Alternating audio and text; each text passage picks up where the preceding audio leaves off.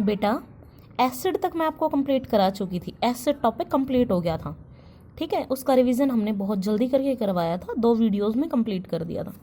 आज शुरू करते हैं बेस, ठीक है। चलिए डेफिनेशन देखते हैं। तो वही है अर्हेनियस वाली डेफिनेशन। अर्हेनियस कंसेप्ट क्या कहता है? जो OH नेगेटिव आयन यूज कर सके एक्वस सॉल्यूशन के अंदर, एक्वस आपको पता है पानी के लिए आता है, जो OH नेगेटिव आयन यूज करें एक्वस सॉल्यूशन के अंदर वो बेस होते हैं। उसके साथ दूसरी डेफिनेशन आती है ब्रोंस्टेड-लोरी कॉन्सेप्ट। ब्रोंस्टेड-लोरी ने क्या कहा कि जो प्रोटॉन एक्सेप्ट कर सके, जो प्रोटॉन एक्सेप्ट कर सके किसी भी सॉल्यूशन में, इन एनी सॉल्यूशन, ठीक है, जो प्रोटॉन एक्सेप्ट कर सके वो बेस होते हैं। और बेटा ल्यूइस ने क्या कहा? जो लोन पेयर ऑफ इलेक्ट्रॉन्स को डोनेट कर सके, यूज कर सके, लोन पेयर ऑफ इलेक्ट्रॉन्स। अच्छा, लोन पेयर ऑफ इलेक्ट्रॉन में ना एक चीज याद रखना, जिसमें या तो ऑक्टेट से एक्स्ट्रा इलेक्ट्रॉन हो वो भी यूज कर सकता है, या फिर ऑक्टेट कंप्लीट हो उसके वैलेंस इलेक्ट्रॉन 5, 6, 7 बन रहे हो वो भी इसकी तरह बिहेव कर सकते हैं, ठीक है। जिनके वैलेंस शेल में 5, 6, 7 इलेक्ट्रॉन हो सेंट्रल एटम में, वो भी ल्यूइस के अकॉर्डिंग बेस की तरह बिहेव कर सकते हैं, जैसे अमोनिया है, वाटर है, ऐसे। ये एक्सेप्शनल आता है कि वाटर वैसे तो न्यूट्रल होता है लेकिन ल्यूइस के अकॉर्डिंग ये बेस है, ठीक है, ये एक्सेप्शनल आता है। अब बारी आती है इसकी प्रॉपर्टीज। तो प्रॉपर्टीज में शुरू में अगर हम फिजिकल प्रॉपर्टीज की बात करें तो एक तो ये बिटर होता है, टेस्ट में कड़वा होता है, इलेक्ट्रिसिटी को कंडक्ट कर देगा, ठीक है। नेक्स्ट आता है कोरोसिव होता है इनका नेचर भी, ये भी स्किन पे बर्निंग सेंसेशन प्रोड्यूस करते हैं। और बेटा एसिड के साथ ये न्यूट्रलाइज हो जाते हैं, न्यूट्रलाइज बाय एसिड। इसी में केमिकल प्रॉपर्टीज साथ ही करा देते हैं, ये फिजिकल और आगे केमिकल हो जाएंगी। अच्छा, तो एक तो ये रिएक्शन लिखवा देते हैं हम आपकी कि बेस एसिड के साथ मिलके सॉल्ट और वाटर बना रहा है, तो ये आपकी न्यूट्रलाइजेशन रिएक्शन है। लेकिन दूसरी सबसे इंपॉर्टेंट रिएक्शन आती है रिएक्शन विद मेटल, बहुत इंपॉर्टेंट आती है रिएक्शन। क्यों रिएक्शन विद मेटल? क्योंकि ये जो बेस है ना वो भी मेटल के साथ मिलके हाइड्रोजन गैस लिबरेट करते हैं।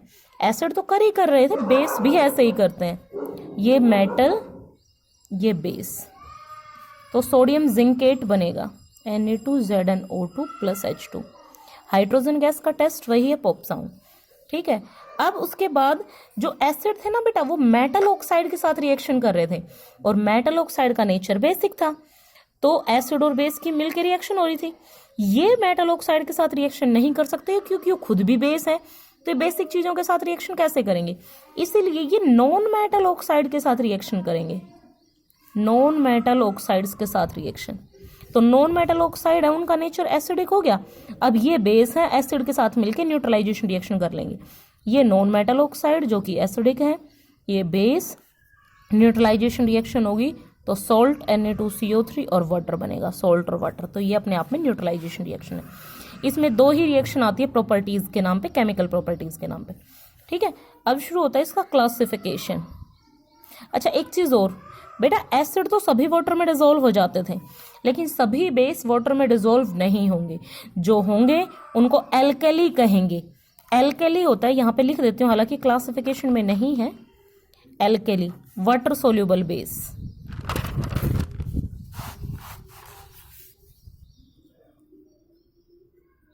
Water soluble base. अब देखो यहाँ पे एक लाइन आती है, क्या सभी एल्कली बेस हैं? नहीं, क्योंकि सभी बेस पानी में नहीं घुलते हैं। क्या सभी बेस एल्कली हैं? नहीं, लेकिन क्या सभी एल्कली बेस हैं? हाँ, एल्कली तो बेस है ही, क्योंकि एल्कली में तो हमने उस बेस को ही तो रखा है जो वाटर में डिसॉल्व हो जाता है।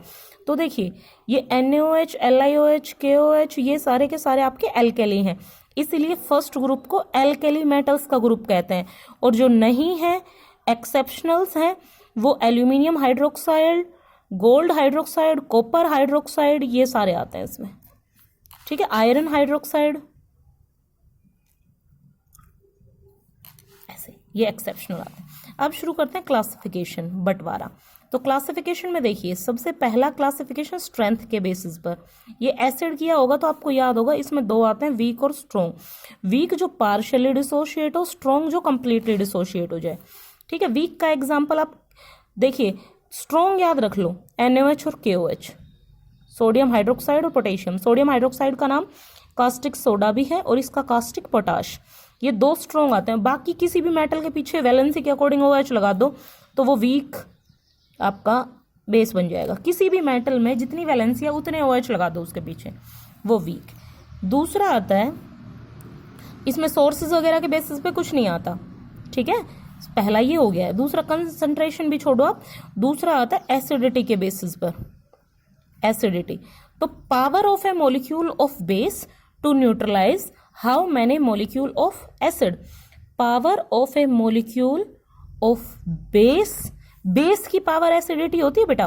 जैसे फर्स्ट चैप्टर आपने पढ़ा है, रिड्यूसिंग एजेंट पे ऑक्सीडेशन होता है, उल्टे होते हैं, वैसे ही एसिड के मॉलिक्यूल की पावर को तो बेसिसिटी कहते हैं और बेस के मॉलिक्यूल की पावर को एसिडिटी कहते हैं। तो power of a molecule of base to neutralize how many molecule of acid is known as acidity. या फिर हम यूं भी कह सकते हैं number of replaceable OH negative ion, replaceable OH negative ion, कि वो कितने OH नेगेटिव आयन रिप्लेस कर सकता है। मोनो एसिडिक का अगर ना एग्जाम्पल दूं तो NaOH, डाई एसिडिक का अगर एग्जाम्पल दें तो CaOH होल ट्वाइस, और ट्राई एसिडिक का अगर एग्जाम्पल दें तो एल्यूमिनियम हाइड्रोक्साइड। ठीक है, अच्छा, बेस में इसके अलावा कुछ नहीं आता। कोई जनरल क्वेश्चन बेस पे या कुछ भी इस तरह की और एक्स्ट्रा चीजें नहीं आती है। एसिड से काफी छोटा पड़ता है ये पोर्शन, क्योंकि जब आप एसिड में डेफिनेशंस कर लेते हैं तो यहाँ भी डेफिनेशंस आराम से हो जाएंगी। मैं फिर कह रही हूँ, आपके तीनों चैप्टर राइटिंग में कंप्लीट हो। वीडियोस मैं आपको रेगुलरली सेंड कर रही हूँ। फर्स्ट चैप्टर क्लास में करवा के आई थी, इसलिए उसमें वैसे आपको कोई प्रॉब्लम नहीं होगी। सेकंड मैंने अभी 3 दिन पहले ही शुरू किया है, आज इसकी 4th वीडियो है। ठीक है, 2 एसिड की वीडियो है और 1 इंडिकेटर की। किसी भी बच्चे को कोई प्रॉब्लम हो मुझसे कांटेक्ट करे, अपने पेजेस मंगवाए, लिखे। ठीक है, तीनों चैप्टर राइटिंग के कंप्लीट कर लो और अपनी रेगुलर वीडियोस देखो।